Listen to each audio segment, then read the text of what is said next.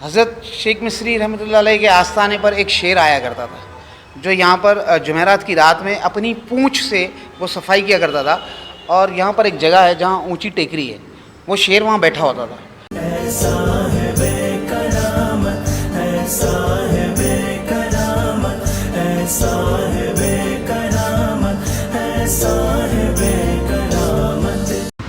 अस्सलाम वालेकुम नाज़रीन, मेरा नाम सरफराज अली, ये वसीम शेख और आज हमारे साथ है मुर्तज़ा भाई। आप सभी का इस्तकबाल है हमारे चैनल शाने वली करामत औलिया पे। तो नाज़रीन, आज जो हम बारगाह पे आए, ये बारगाह वडाला में है। आपका नाम है हज़रत शेख मिस्री रहमतुल्लाह अलैह। तो आइए चलते हैं यहाँ के दरगाह के खादिम साहब से कुछ जानने की कोशिश करते हैं।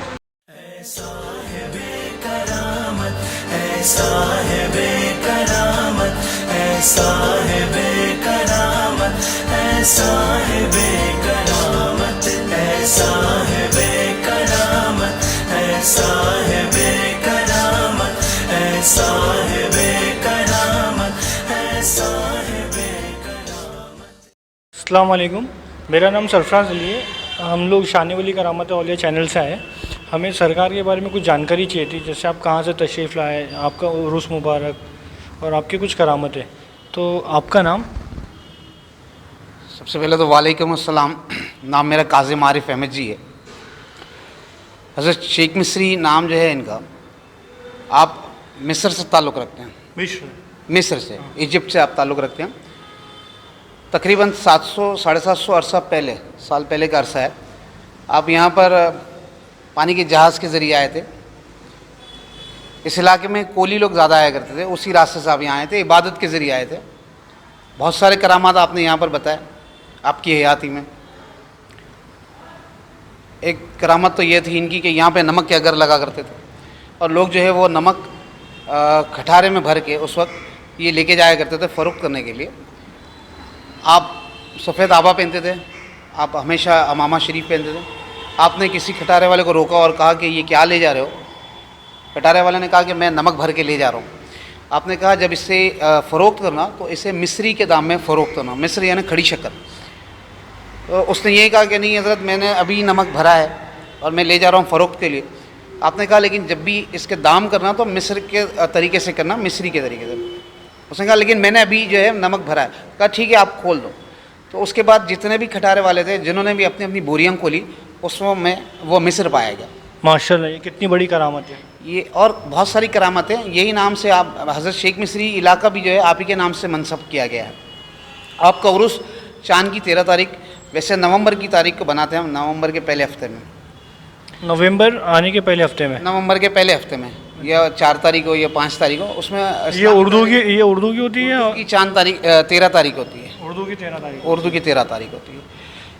हज़रत शेख मिस्री रहमतुल्लाह अलैह, मैं समझता हूँ यहाँ पर जितना पुराने अरसे से हैं, दूसरे वली औलियाओं के बारे में नहीं जानता मैं, लेकिन ये बहुत पुराने अरसे से हैं। अच्छा, यहाँ पर जो है एक तराजू लगा हुआ है बाहर, आप देखेंगे। यहाँ पर लोग जब ये मन्नत करते हैं कि उन्हें औलाद हो, अगर वो बांझ औरत भी हो, औलाद नहीं हो रही है 5-10 साल से, और वो यहाँ पर आकर ये मन्नत करती है कि मैं अपनी औलाद को जो है वो मिस्री में तोलूँगी, शक्कर में, खड़ी शक्कर में, तो उसे फिर अल्लाह के फजल करम से औलाद हो जाती है। हाँ, औलाद हो जाती है। फिर वो जब भी बच्चे के 40 दिन ये वो होते हैं तो वो ला के खड़ी शक्कर में तोल देती है। तो माशाल्लाह, ऐसी बहुत सारी करामतें हज़रत शेख मिस्री की यहाँ पर है।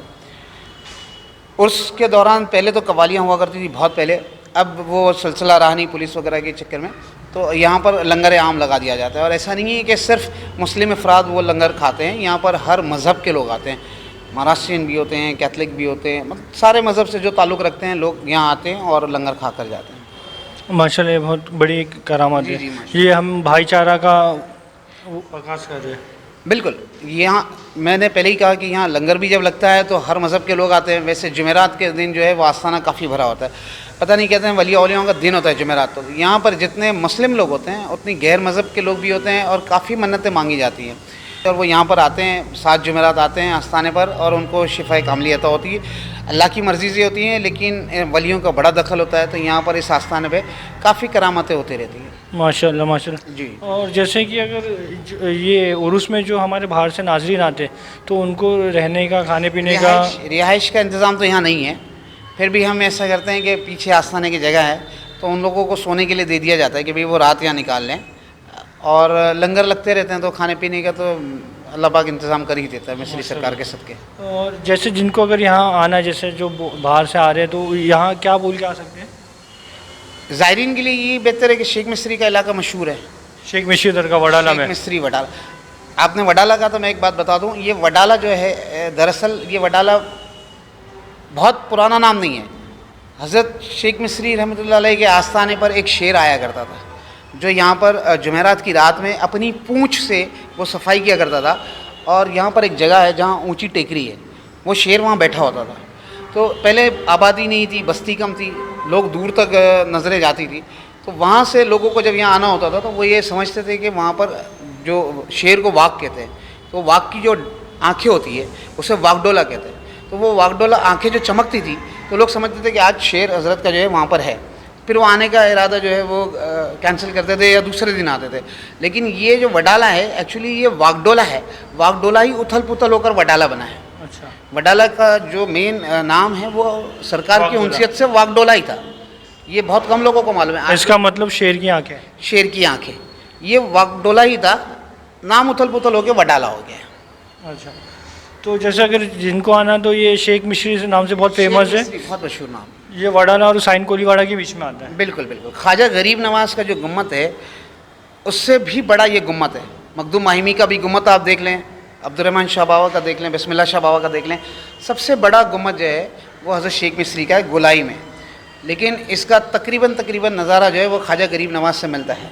आप देखिए माशाल्लाह। हाँ, तो ख्वाजा गरीब नवाज से ये मिलता है माशाल्लाह। तो जो भी आपने हमें जानकारी दी, जो भी हमें मालूमात दी, हमें काफ़ी पसंद आई है और हम उम्मीद करते हैं कि हमारे नाज़रीन को भी काफ़ी पसंद आएगी। एक चीज़ और बता दूँ, हज़रत शेख मिस्री से ताल्लुक़ है, बहुत सारे वलिया हैं, बहुत सारी दरगाह हैं, बेशक। लेकिन हम जब यहाँ खिदमत कर रहे हैं हज़रत शेख मिस्री की, ये इनकी नज़र इनायत है कि हमारा अपना ख़ुद का कब्रिस्तान हज़रत के कदमों में है।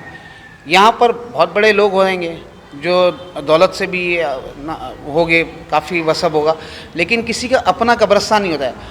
बड़ा कब्रिस्तान में भी लोग वटे ले लेते हैं कि ये वटा हमारा है, ये वटा उसका है। हमारा अपना ख़ानदान का जब कोई फौत होता है, अहमद जी ख़ानदान से हमें, मैं काज़िम अहमद जी हूँ। अहमद जी भी नाम जो है वो शेख मिस्र में एक जगह है अमोज से ही ताल्लुक़ अहमद जी। हमारा सरनेम और किसी का सरनेम पूरे बम्बई में नहीं है। हम बम्बई के कोकनी कहलाते हैं, अहमद जी सरनेम है वो मिस्र से अमोज से है। और हम जीते भी यहाँ हज़रत की खिदमत करते हैं और मर भी जाते हैं तो हम यहीं दफना दिए जाते हैं। लोगों को दुनिया में जीते तो वो मकान खरीदते कि ये मेरा घर है, ये मेरा घर है। मुझे ये पता है कि मैं मरने के बाद ये मेरी कब्र है, ये हमारे ख़ानदान माशाल्लाह, ये बहुत बड़ी सरकार की देन है।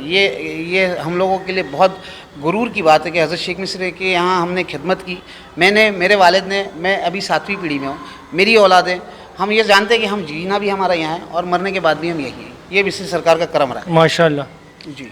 ये उनके नज़र में ही आप हयात में भी हैं और हम अगर फौत हो गए तब भी आए, हम जी रहे तब भी आए। सरकार ने अपने कदमों में रखा है, कहीं जाने नहीं दिया हमें। ये बहुत बड़ी करामत है। जी, ये बहुत बड़ी।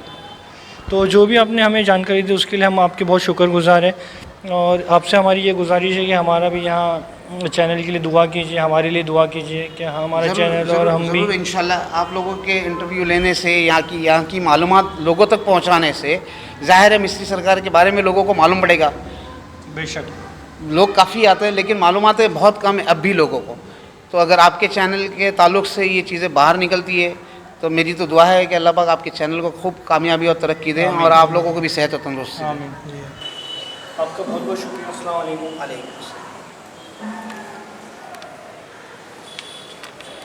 ये वही तराजू है जिसके बाद मुराद पूरी होने के बाद बच्चों को इसमें तोला जाता है, जैसे ही काजिम साहब ने हमें अंदर बताया था। ऐसा है बेकरामत वल्लाह तेरी करामत, ऐसा है बेकरामत वल्लाह तेरी करामत। सैयदुल सादात है आप है रोशन ज़मीर, साहिबे कश्फो करामत आप पीरो दस्तगीर। रब से मिली विलायत वल्लाह तेरी करामत, रब से मिली विलायत वल्लाह तेरी करामत। करामत, ऐसा है बेकरामत वल्लाह तेरी करामत, ऐसा है बेकरामत वल्लाह तेरी करामत।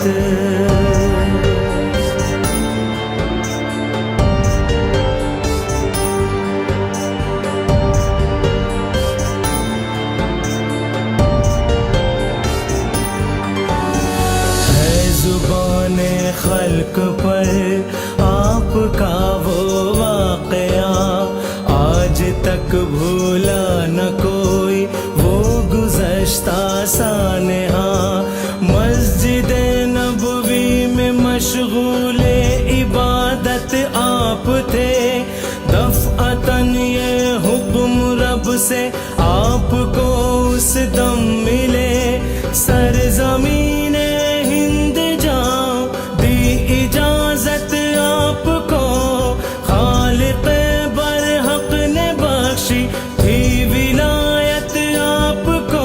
मौला ने दी फजीलत वल्लाह तेरी करामत, ऐसा है बेकरामत वल्लाह तेरी करामत, ऐसा है बेकरामत वल्लाह तेरी करामत। तो नाज़रीन, ये थी दरगाह ज़ियारत की पूरी वीडियो। आपको ये वीडियो कैसी लगी हमें कमेंट करके ज़रूर बताइएगा, और वीडियो को प्लीज़ लाइक करें, शेयर करें और सब्सक्राइब करना ना भूलें, और साथ ही बेल आइकन भी दबा दें ताकि हमारी आने वाली वीडियो का नोटिफिकेशन आप लोगों को मिल जाए। और अगर आपने हमारी खुलदाबाद, औरंगाबाद और गुलबर्गा शरीफ की वीडियो नहीं देखी है तो मैंने नीचे डिस्क्रिप्शन में लिंक दे दी, आप वहाँ पर जाकर वो वीडियो देख सकते हैं। खुदा हाफिज़।